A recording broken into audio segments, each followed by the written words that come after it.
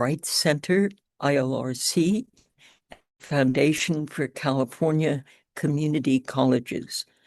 I'm Sandy Close, Director of American Community Media, and today's moderator. Our focus is on what I regard as a truly remarkable program at this point in time that offers free legal assistance on immigration issues to all students, faculty, staff, and that includes dual enrolled and non-credit course students attending California's community colleges. The program is called the Higher Education Legal Services Project, and it's a veritable legal lifeline at a time when access to legal services is urgently needed across the state. The services can be accessed via the findyourally.com website. That's findyourally.com website. And I mispronounced ally. I meant ALLY. Findyourally.com website. As many as 50 to 70,000 students qualify, whether full-time or part-time, taking 4-credit or non-credit courses, dual enrollment, and adult ed courses. All students, regardless of immigration status, can access these services. The California Community Colleges have 1.6 million students, of which an estimated 35,000 are undocumented. Our panel will discuss what services are most crucial to helping immigrants achieve the future they want, what legal challenges they are seeking help with, the role the program plays overall in community colleges, and how it was started and funded. Our speakers today include Alonso Garcia, Senior Manager, Equity at the Foundation for California Community Colleges, and Yadira Gutierrez Vargas, Supervising Attorney, College Legal Services at the Central American Resource Center, Caresson. We ask speakers to speak slowly as I'm speaking, so our simultaneous interpreters in Korean, Mandarin, and Spanish can keep pace with what you're saying. We ask reporters to enter questions in the chat, letting us know also if you can and use what.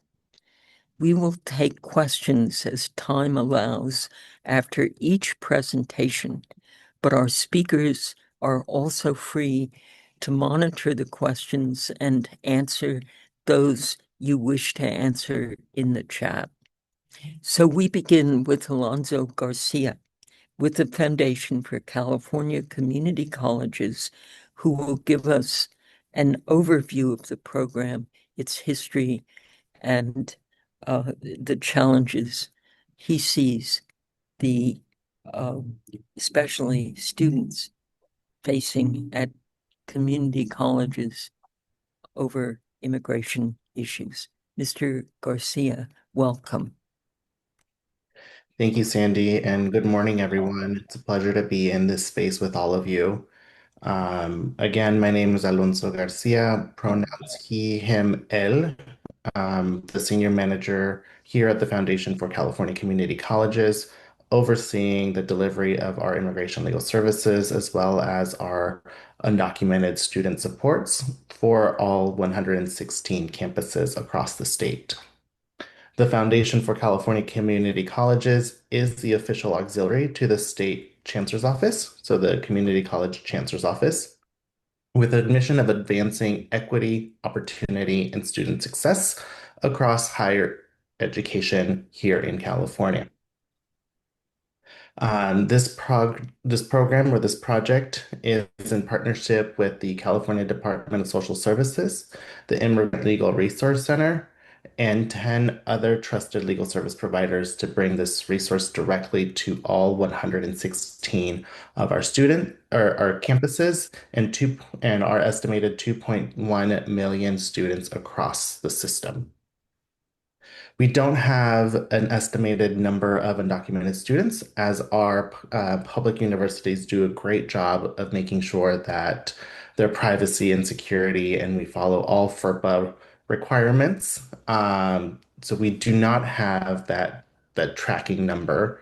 Earlier we did mention that there's about 50 to 70,000 students, and that's just a guesstimate from compiling some data around the California Dream Act application and AB 540 or the in-state tuition tools um, that students might be eligible for. But we don't have that firm grasp around the number of students across our system. What makes Find Ally unique? It is that it is a program of the California Department of Social Services and the Immigration and Integration Unit. It is a fully funded initiative by the state of California. Annually, the state invests about $10 million into this valuable resource, where we're able to provide comprehensive immigration legal services to all students. This is state-funded dollars, so thankfully we are not currently impacted by the government shutdown. Um, with the caveat that depending on how the government shutdown goes, the individuals that might be in the process of adjusting status or submitting applications might see a bit of a delay. And I'm sure my colleague Yadira will be able to kind of cover a little bit more of how that will go during her presentation. Um, there is no income threshold for our students, faculty, and staff to participate in this program. We do not ask for their income or anything like that to be able to take advantage of this resource, as long as they are a currently enrolled or a currently participating guest lecturer, full-time faculty, tenured faculty, or individuals participating in our adult ed or dual enrollment programs are able to participate in this program, as long as at the point of intake they are affiliated with one of the 116 campuses across the state. And then we are able to support with a general consultation if they're kind of unsure as to what that process looks like for them. And we're also then able to provide some support with, the renewing their DACA and, all the ups and downs that go along with that currently as it moves through litigation. Um, And so, we currently are in that influx again with DACA, and I know I'm bouncing around, but I did see that question in the chat earlier regarding DACA, and we don't have any answers yet. As we kind of continue to see, it's still status quo until we know a little bit more towards the end of the month, and see where the recent decisions are going to take us. And so, if students have questions around, what this means or for them, again, connect with us and we can provide, some of those answers and Yadira will talk a little bit more about, what does working with an attorney look like. And then we also are able to provide some filing fee assistance to individuals to remove a little bit of that financial hurdle. So we're able to provide some support with the DACA renewals if and when we're able to process new or initial DACA applications so able to cover those. We can cover naturalization applications or, the citizenship portion, advanced parole if that individual chooses to participate in that. And then we also have a funding for biometrics or any other comprehensive, doctor's visits or things like that that might be needed in order to move their case forward. Um, and one of the benefits of participating in our program is that we do not ask for those filing fees to be repaid back either. They are um, just an additional resource of this program. The services will continue on with the students regardless of when the affiliation ends um, with the community college system. And we do that because immigration policy, as you all know, is ever changing. And immigration relief options are not like going to the DMV, right? If you filled out the paperwork, you're able to walk away with the resolution that day. When we're filing for immigration remedies, it could take a number of years for the student to be able to see that resolution. And so we're able to kind of continue on and provide the services regardless of if the student has completed their associate's degree, their trade program, or just joined us for one semester. As long as they were a student at point of intake, they are then able to connect with and receive the services until their consultation comes to a close. Scheduling the consultation is super easy, takes less than a minute or so. If they go to finderally.com, the site is available to be translated in multiple languages. So they can toggle through that and be able to see the website in their preferred language, and then also fill out the intake form in that preferred language. All the individual has to do is enter the campus that they are affiliated with, and if they take courses at multiple campuses, they can just pick one and be connected to the attorney that supports those campuses. And we do not ask for a lot of information. Most of it is that contact information. Everything is safeguarded. So there are a number of firewalls, and we scrub the system within 48 hours of them scheduling their consultation. All of the information that is funneled through Find Your Ally goes directly to the legal service providers. We at the state level, we do not get to see any of that information. It's 100% confidential and secure and private. We cannot see any of that information. So I want to make sure that that's stressed as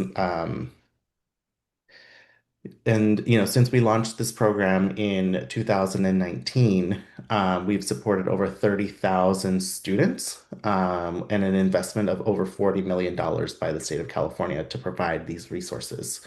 Like I said, we are at all 115 campuses. There are 85 colleges that receive both virtual and hybrid supports, and 34 of them that receive virtual supports only. So in one capacity or another, students are able to better align their expectations with how they choose to participate in this program. As we've seen the last few months with ICE presence around our communities, our virtual services have been more than a lifeline for their students, right? They're ready to they're able to receive the support services without having to feel unsafe as they navigate their communities to meet with one of our trusted attorneys. I'm seeing a lot of questions in the chat, and we'll get to them shortly. And so, with this resource, there's also dedicated funding for undocumented student resource centers across the state. So there is a dedicated point of contact at every single campus that's there to support our undocumented mixed status and international students as well. And I'll drop a link in the chat as well if you want to include how to find which students or which campuses and the contact information for those specific undocumented student liaisons as well. So this program is really comprehensive. We're thinking about our students holistically. And then, we're working to be able to provide additional resources like um, mental health and wellness. There are dedicated financial aid experts across every campus that are there to support students with questions around the California Dream Act application, the Dreamer Service Incentive Grant, and a number of other resources that are available to our undocumented and mixed status students across our campuses. Um, and so, making sure that our students know that this resource is available for students and faculty. And if they have questions around their family as well, when they're entering their information, they are asked whether or not they're a student, faculty, staff, or community member. And if they pick the community member option, it provides them with a PDF document of over 100 organizations that provide free and or low cost services to the community at large as well.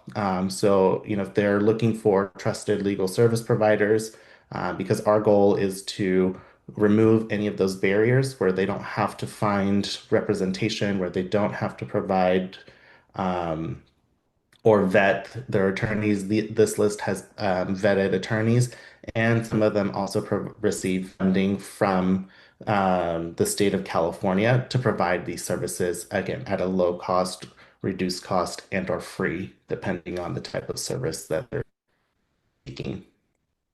And so far, this funding is ongoing. Um, so there is no, we currently are very blessed by the state of California to receive the dollars ongoing. We have not been currently affected by the state deficit as our current governor has a strong commitment to our immigrant communities and is continuing to provide this funding. So I'll say that, and I'm going to knock on wood that we continue to receive these dollars. Um, I see a number of questions in the chat, so I think we can start answering some of those as well. Well, thank you so much, Alonzo, for that overview. I'm going to jump in with one key question and then go to the questions in the chat. What inspired this program?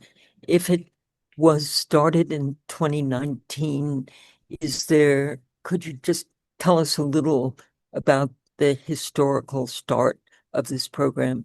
It's unique, and at least one reporter has asked, is there any program like this outside of California? That's a great question. One that I wish I had a good answer for, because unfortunately I was not a part of the discussions to get the funding secured. I was brought on board after the funding was made available. But we did do an in-depth study back in 2018 across our campuses that aligned with this work, where one of the top three recommendations of the Dreamers Project report was the need for comprehensive immigration legal services, and shortly thereafter, the state of California made the funding available. And another related question, which is just so impressive about the program, is that this isn't, as you've said, only for students. It's for faculty.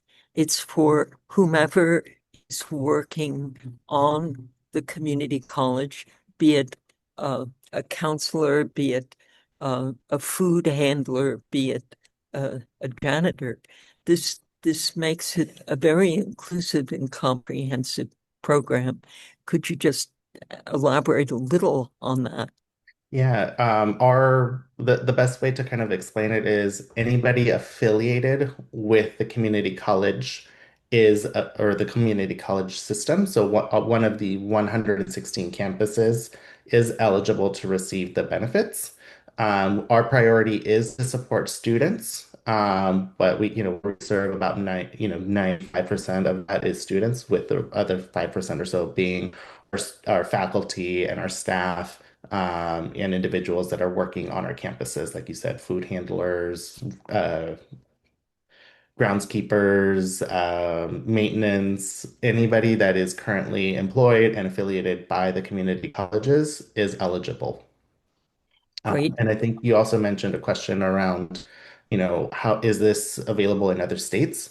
And currently, California is the only state that has fully funded immigration legal services for the three systems of higher education. So while the community colleges have this infrastructure, the Cal States and the UCs also receive some funding to provide immigration legal services. And so they're all a collaborative effort in this program as well. Four out of the 10 organizations providing services to the community colleges also provide services to the Cal State system. And that was done intentionally so that there is continuity of services if a student is transferring to one of the 23 CSU campuses. And then if students are transferring to a UC system, the UC system also has free immigration legal services. And so finderally.com/CSU is the URL for the Cal State Legal Services, finderally.com/UC for legal services at the UC system. Great. A question from Nestor Fantini. Nestor, Mr. Garcia has addressed some of what you asked, but do you want to ask your question? Yes, thank you. Fantini from HispanicLA.com. Thank you, Mr. Garcia. For undocumented students, safety is probably the number one priority nowadays, of course. So taking into account that the immigration authorities don't seem to respect any boundaries, not even legal boundaries, and have entered the courthouses, schools, hospitals, and other facilities, public facilities, and of course they enter to arrest the migrants. How safe, how safe should the students feel when meeting with your representatives? I couldn't actually pivot that question to my colleague Yadira since she is a one of the attorneys working on this project, if that's okay. Yeah, Of Great. course, thank you. Yadira, why don't you jump in and respond to that question? sure. Thank you for the question. I would say there's different layers of sort of security that we have. So as Alonso mentioned, there are security measures to make sure that when somebody is signing up for the appointment, the information is kept confidential. On our end, as the legal service provider, we also have sort of our intake form and our consultation contract that lays out confidentiality. So it lets them know sort of attorney-client privilege and just confidentiality in general. On campus, we try to maintain the location where services are being sought private until someone actually books the appointment. And we don't share the location with the student until very shortly before. At the campuses where I would provide services, for instance, we've also taken measures to make the office as private as possible by offering coverings on the doors and things like that. We try to keep the offices outside of the Dream Resource Centers when possible to again ensure that anybody who's walking by doesn't know whether we're meeting, for immigration purposes or for other types of meetings. We host trainings with the different campus administrators on confidentiality. We actually just had our training last week with all of the campuses to explain to them why we can't share information even with the campuses. Oftentimes, we get referred students from the Dream Resource Centers, and they want to know like follow-up information. Were you able to meet with the student? Is the student going to qualify for something? And at all points, we have to decline to answer those questions because of attorney-client privilege and confidentiality. Other things that we do, as Alonso mentioned, is we offer virtual services. So often the student doesn't have to come to campus if that's not something that they're comfortable with. And we also will sometimes schedule people to come to our general office instead of the campus in case safety is a concern. Other measures that we take are when we're going to court, for instance, for cases like special immigrant juvenile status that have a state court component, there are options to appear virtually. We also can make those requests when we're appearing for non-detained removal proceedings. So we try to ensure that these. That's a tremendous response to the question. Sorry. Let me Okay. let me go back to a couple of questions for Sure. or for Alonso, but thank you so much. Araceli Martinez asks, do you have any data on how many people this program has helped?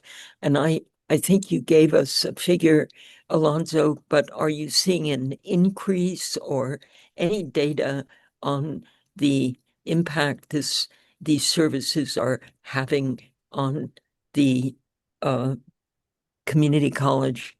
Yeah, while we've supported about 30,000 students or so over the last 5 years, in the last 9 months or so, we have seen an uptick in our services where students are coming to us for a number of reasons, given the Trump administration and how they've repositioned their immigration positions.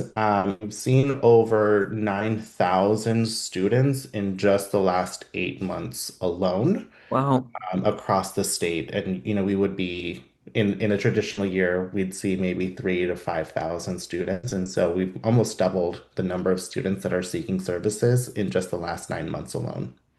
And a related question is, has there been, or people have read about a decline in overall enrollment in community colleges? So seeing this increase per capita is just, I think, indication of how very valuable these services are at this point in time. Yeah, I don't have that information readily available on, where our student population is. But I can, anecdotally see that we're coming back up to pre-pandemic numbers. So we're at about 2.1 million students or so across the community college system. And like I said, it's fairly challenging for us because of the number of protections we have in place where we can't fully estimate the number of students across our system that are immigration impacted. Right. A related question, and then we'll move on to Yadira and have time for follow-up questions at the end.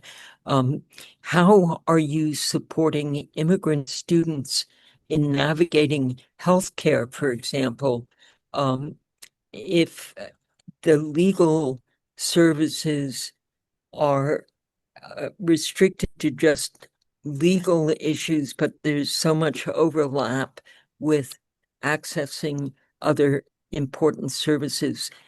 And several questions have asked. So, the legal services are strictly related to immigration policies and adjustment of statuses.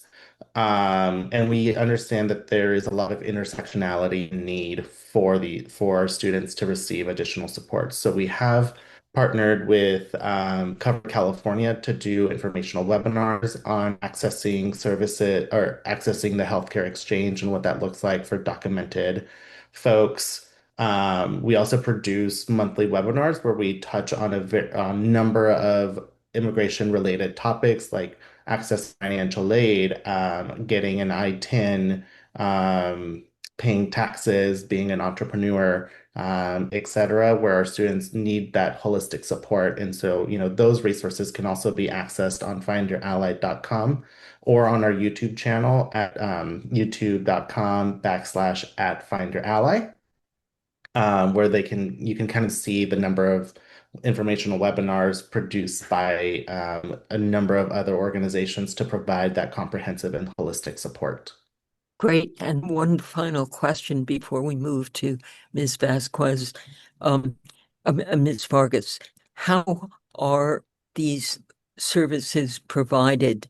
For example, legal services, are there agreements with law firms?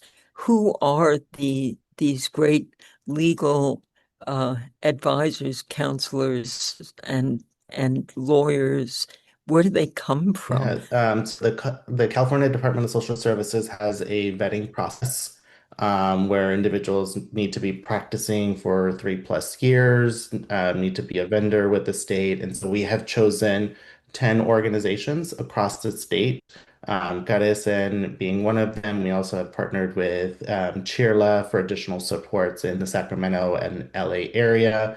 The UFW Foundation. I mean, you can go to finderally.com and all of our partners are listed on our website.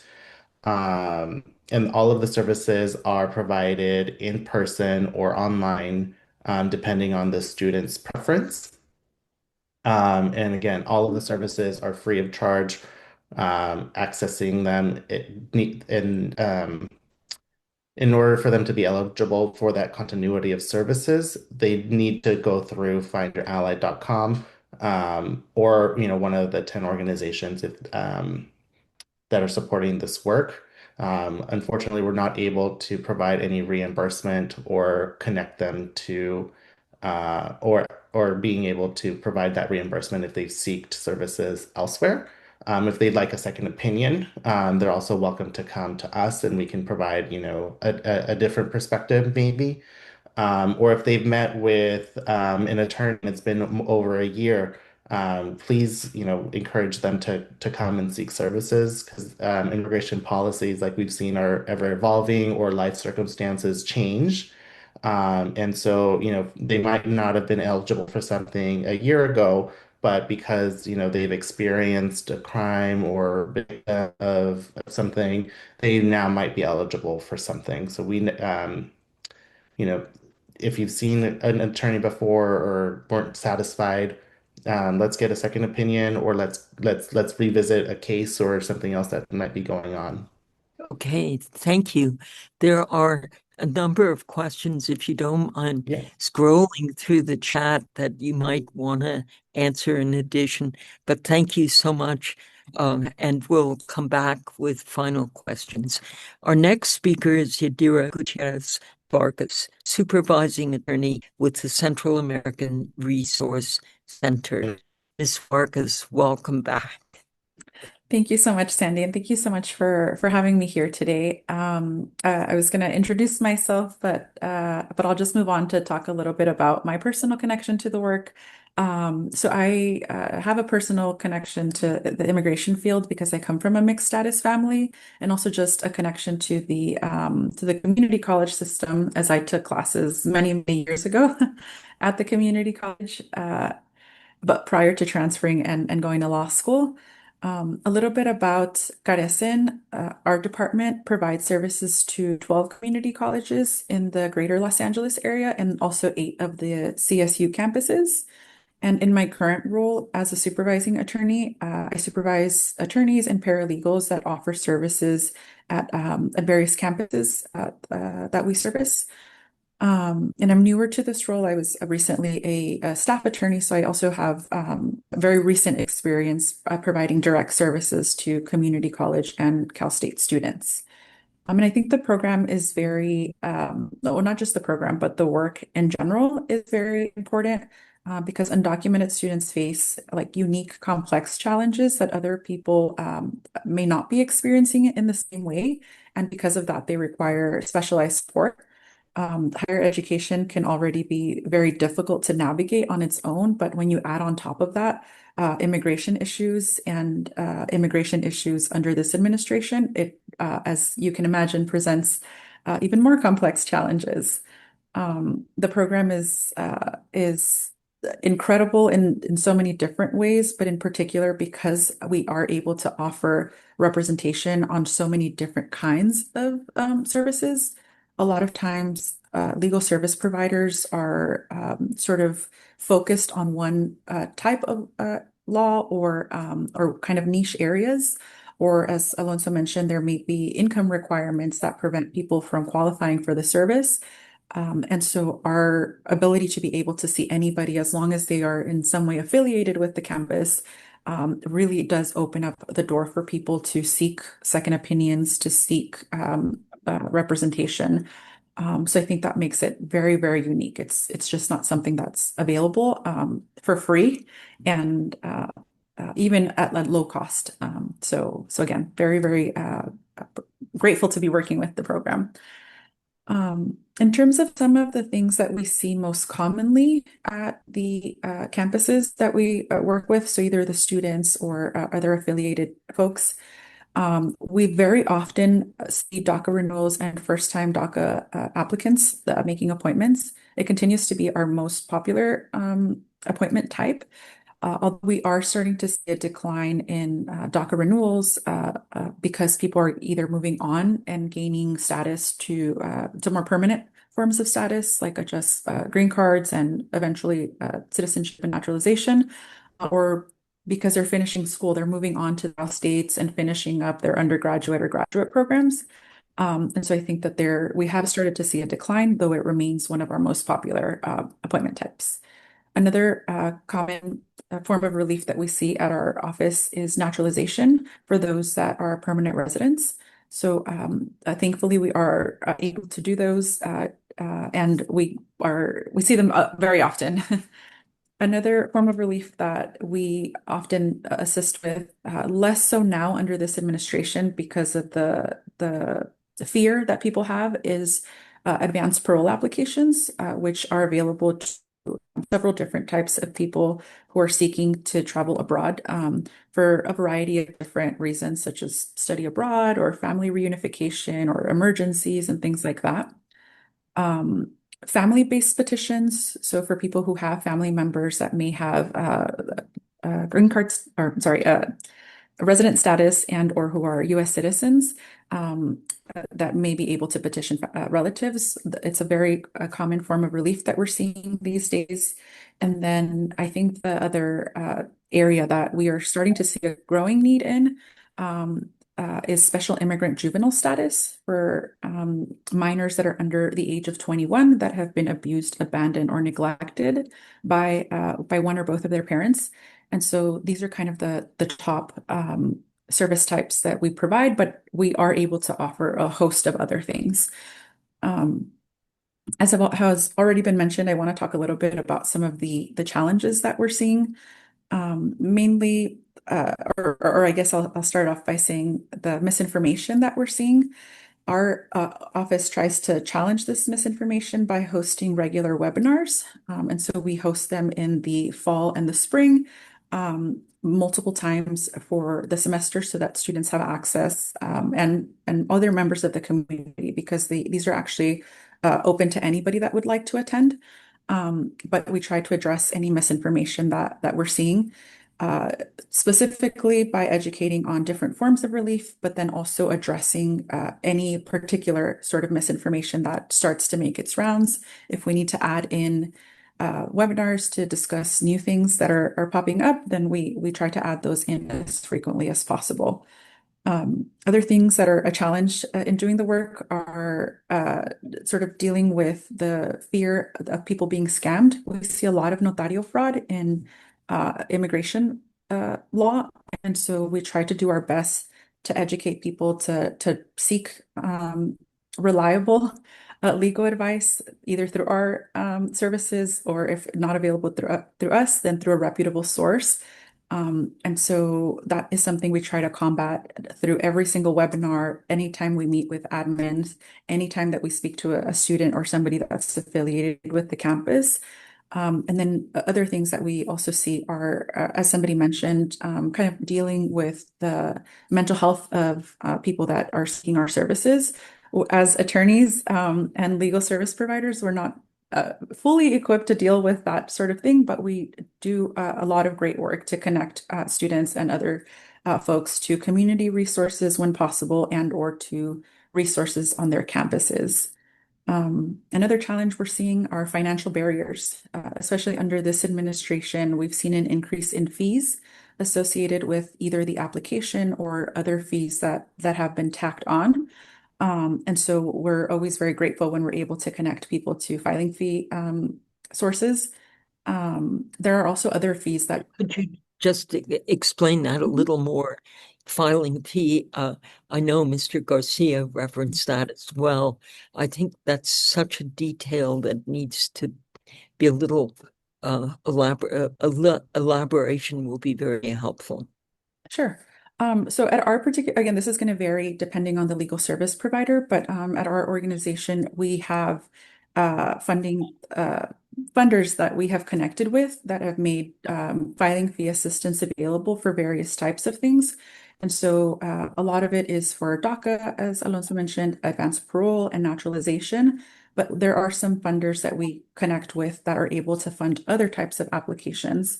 A lot of the campuses have also taken great initiative in setting up these funds to cover certain types of application fees. So depending on the campus, there may also be additional filing fee assistance.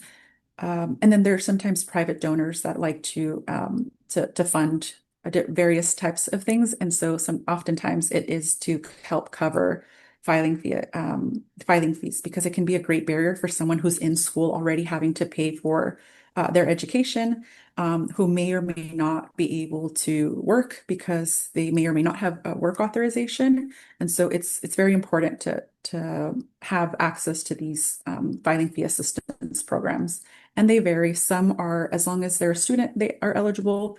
For others, there are income requirements or sort of requirements about living in a certain geographical area.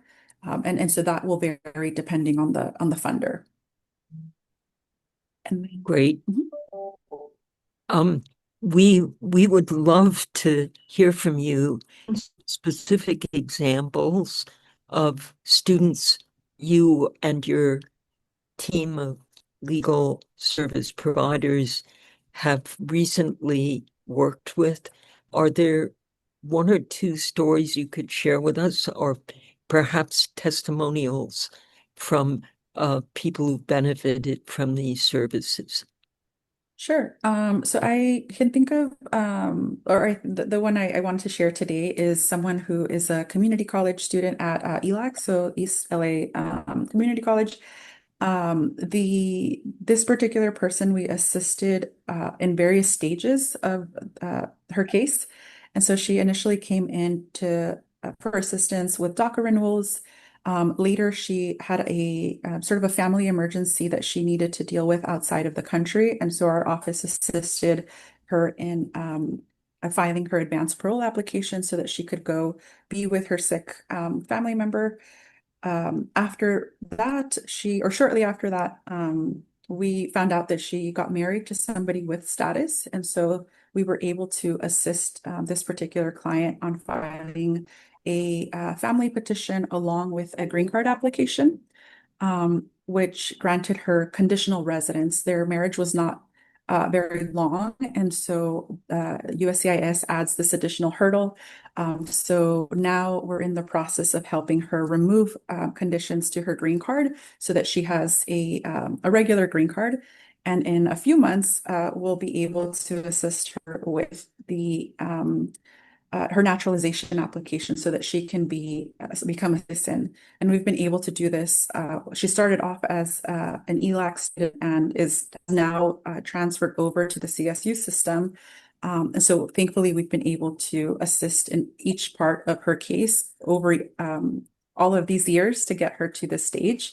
And now she's going to be able to assist other family members potentially that don't have permanent status.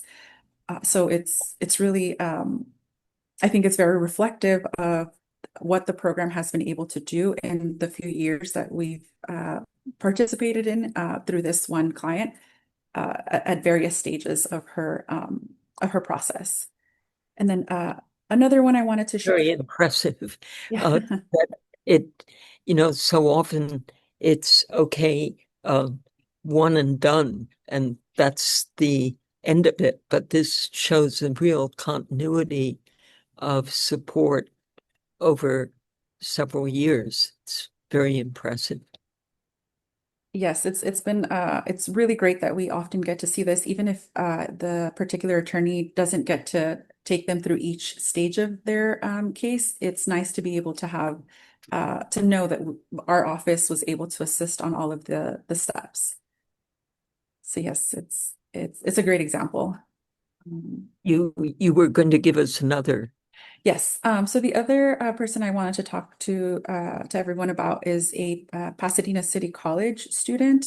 So this student came in to our office seeking a consultation. Their family had already sought a consult in the past with other legal offices, and they had not flagged that this particular client was likely eligible for special immigrant juvenile status, which again is for someone who is under 21 years of age that has been abused, abandoned, or neglected by one of their parents. It's considered a more specialized form of immigration, and so it's not something that every immigration attorney practices. So it's often not something that is flagged when doing consultations. And so thankfully they were able to come to our office, and we were able to flag this particular person. We got all the paperwork filed in state court, and then unfortunately the Pasadena City fires were ongoing earlier this year.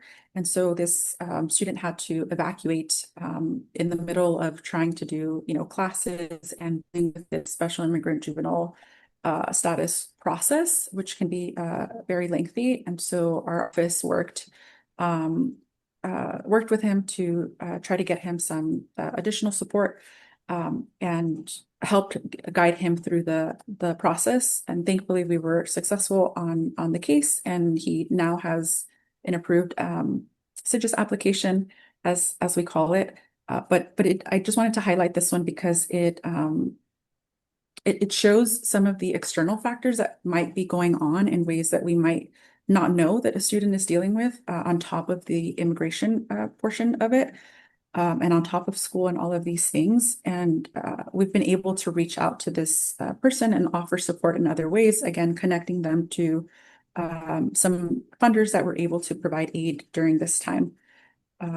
So we try to be as holistic as possible within, although we're not able to provide other things outside of the legal assistance, we do try to connect students when we can. And so That's terrific. Is there somewhere on the website, either Alonzo or Yadira, where people have left kind of written testimonials? I would say that at this point in time, it is very difficult for us as journalists to ask people to share stories in depth that might expose them as people that would possibly be targets for detention and even deportation. So we did not ask for specific storytellers. So these are very valuable examples. If there are testimonials where journalists who love actual sort of spoken word testimonials, if any are available. There may be some available on our Instagram page. So colleges _LA, or I'll get the exact one and put it in the chat.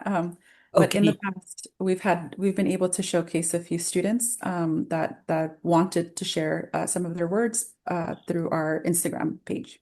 That would be terrific. And Mr. Garcia, any advice on where we might access testimonials? We have intentionally taken down a lot of the testimonials you never know who can link things together.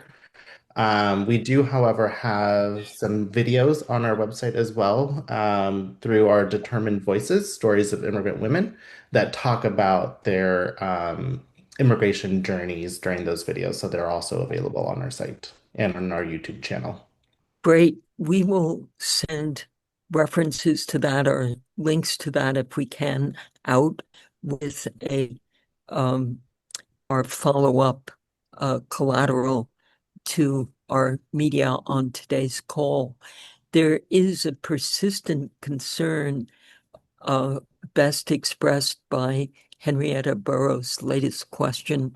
Is there an expiration for the funding for the program, does it have to be renewed on an annual basis? Yes, so we still go through a budget process on a yearly basis to get the $10 million from the state of California. So provided, even though there's been, a huge deficit and the state of California has experienced that, our services continue to be funded. So we're very thankful for that. And like I said, we're going to knock on wood that the funding continues on. Thank you. And Yadira, two questions from the chat. You yourself had been a student at community college and came from a mixed status family.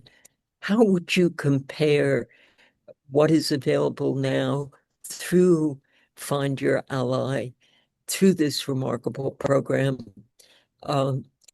Just the situation of a student needing advice on immigration status, immigration-related questions, perhaps questions related to the student's family, and the time when you yourself were a student.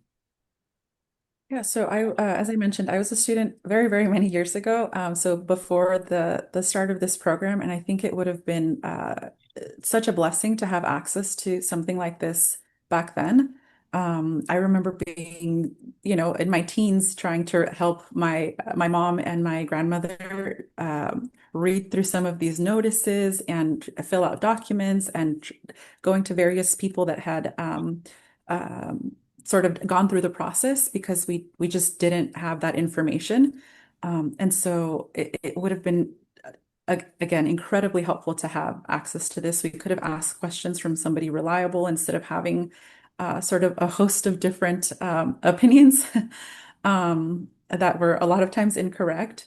So yeah, I think as someone who had family members sort of going through this process without having, either we couldn't afford a private attorney, or we just were not really aware of some of the other community-based services that were available, having something at my campus that was local to me, that I was familiar with, that I knew where offices were and all of that would have been very helpful.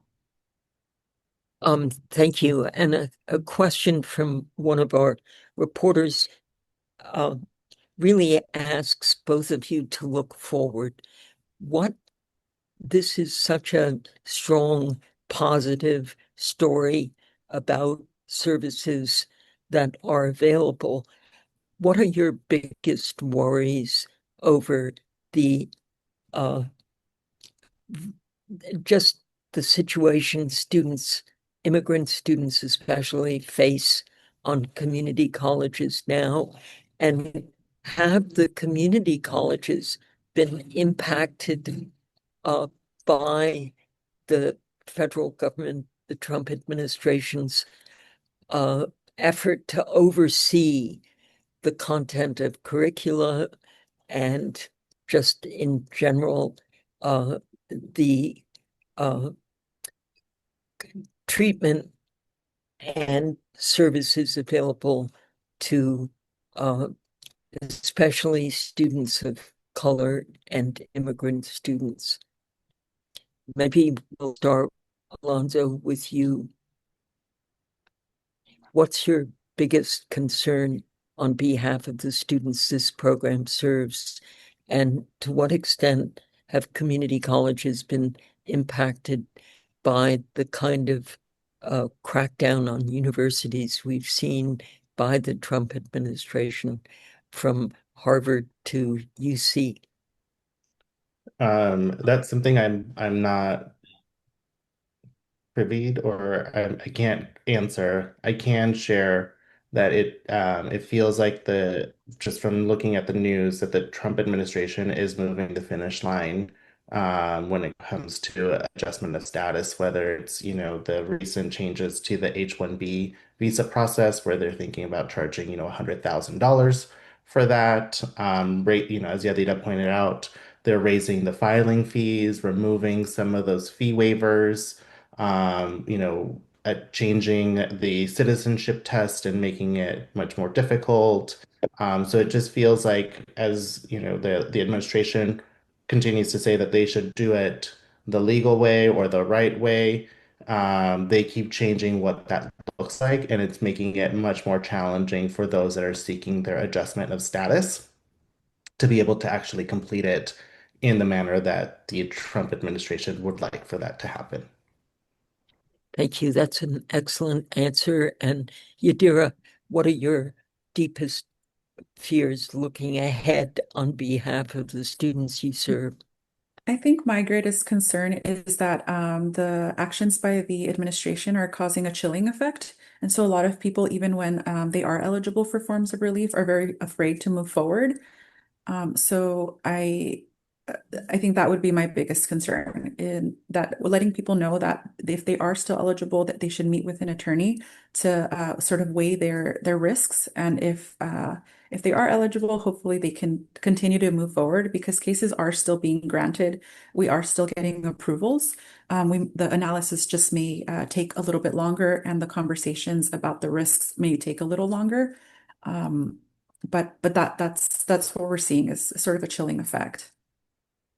Thank you. And at a time, as Mr. Garcia mentioned, of very strong disinformation and misinformation, what would you most like to see our media do to support this program? And that will be the final question. What would be ideal for you? How can we be of help in getting the word out about this program? Mr. Garcia. I think the walk away, the call to action, I think I'd like for it to see is, if they have questions, if they're hesitant, or you know, there's something going on in their personal life that they might be fearful of, schedule a consultation, schedule a general consultation, ask all of your questions, make it virtual. If they are, concerned about traveling or being in person or being identified as seeking immigration legal services, they can do it virtually from their own home, and have some of those questions that they are, very, very difficult to answer, because everything is a case by case basis, individualized. And so, they are, this is the first step. And then, our team can provide additional support and encouragement and engagement as they navigate this really complex process. Thank you. And Yadira Vargas, what's your hope in terms of the coverage we can provide? You're giving us a very strong, reminder that this disinformation and everything else going on, in fact, has a very chilling effect. What is your sense of the best messaging we can do to counter that? It's going to sound similar to what Alonso just mentioned, but please encouraging people to just come and get a general consultation, or to seek another one if they haven't had one recently. It's so important for someone to know if they're eligible for something, or if they're not eligible for something, so that they can avoid, again, being defrauded by people that maybe are not supposed to be giving legal advice. So that would be also my call to action, is please make the appointment with us. Let us walk you through the different options that may be available to you, so that you can make an informed decision. Well, this has been tremendously informative. Thank you both very, very much for sharing your expertise with us today. And I want to thank our media and our interpreters, and look forward to sending follow-up reports to you of how our sector can amplify the information you've provided to us today for our audiences. Thank you very, very much. Congratulations on a tremendously valuable program. And now this conference is adjourned.